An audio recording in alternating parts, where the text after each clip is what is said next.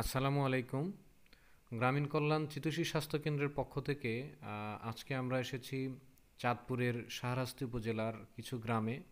আলহামদুলিল্লাহ, সেখানে আমরা প্রায় 100 পরিবারকে মানবিক সহায়তা প্রদান করব ইনশাল্লাহ।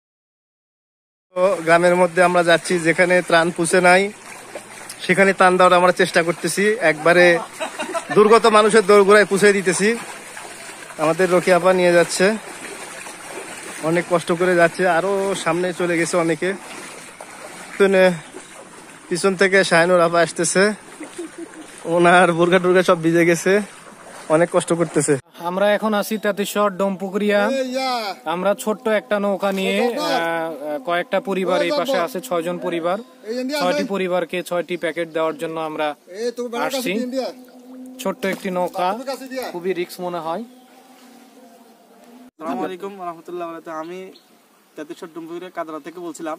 আমাদের গ্রাম বন্যা তহলি থেকে ভাইয়া আসছিল এই গ্রামীণ কল্যাণ হাসপাতাল থেকে। এখন আমি কিছু ত্রাণ নিয়ে নাগবাড়িয়া উদ্দেশ্যে রওনা দিলাম। আজকে এই অবস্থা, এখানে নাগবাড়িয়ার অবস্থা কি রকম?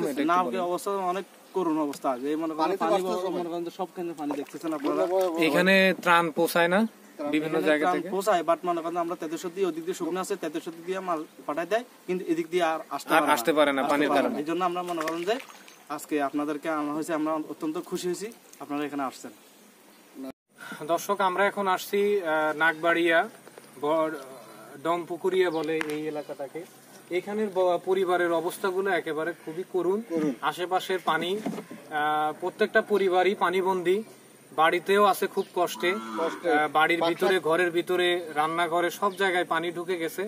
আমরা আজকে গ্রামীণ কল্যাণ চিতোষী স্বাস্থ্য কেন্দ্রের পক্ষ থেকে কিছু হাদিয়া নিয়ে আসছি বিপদগ্রস্ত মানুষদের জন্য, এবং চিন্তা করছি আগামীকালকে আমরা আবার আসবো 100টি প্যাকেট নিয়ে। এখানে এই এলাকার মানুষের এই অবস্থা দেখে আমরা আগামীকালকে আবার ইনশাল্লাহ আসবো। ঠিক আছে, চলেন আমরা এখানে নামে।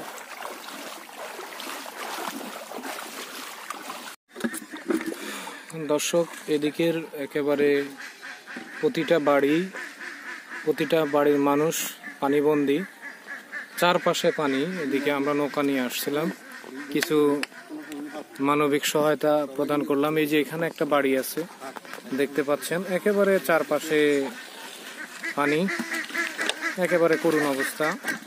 বাড়ি থেকে বের হওয়ার মতো কোনো পরিস্থিতি নাই। আমরা নৌকা নিয়ে আসছিলাম।